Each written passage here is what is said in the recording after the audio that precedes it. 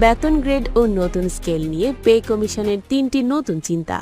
নবম জাতীয় পে স্কেলে সরকারি চাকরিজীবীদের গ্রেড সংখ্যা নির্ধারণ নিয়ে কমিশনের সদস্যদের মধ্যে ৩ ধরনের চিন্তাভাবনা লক্ষ্য করা যাচ্ছে।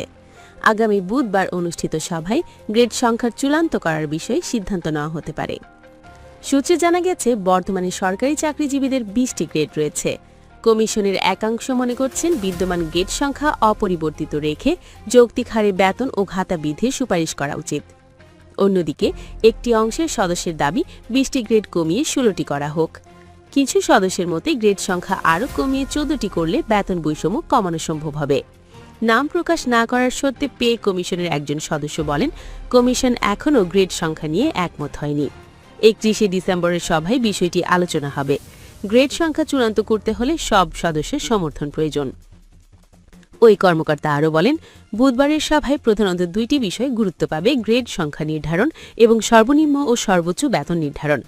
বিষয়গুলো চূড়ান্ত হলেই কমিশন দ্রুত সুপারিশ জমা দিতে পারবে।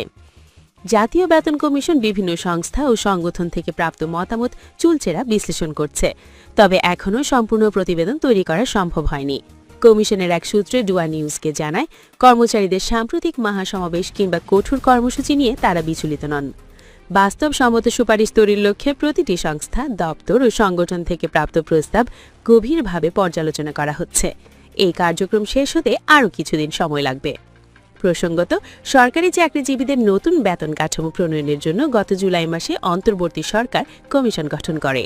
কমিশনের ৬ মাসের মধ্যে সুপারিশ জমা দেওয়ার বাধ্যবাধকতা রয়েছে। তবে কর্মচারীদের দাবি, নতুন পে স্কেলের গ্যাজেট ডিসেম্বরের ১৫ তারিখের মধ্যে প্রকাশ করা হোক। সম্মানিত চাকরিজীবী ভাই ও বোনেরা, আশা করি আজকের এই ভিডিওটি আপনাদের অনেক ভালো লেগেছে। যদি ভিডিও আপনার ভালো লেগে থাকে তাহলে অবশ্যই একটি লাইক দিয়ে যাবেন। সম্ভব হয়ে ভিডিওটি শেয়ার করবেন। দেখা হবে নতুন কোনো আপডেট ভিডিওতে। ততক্ষণ পর্যন্ত ভালো থাকবেন। ধন্যবাদ।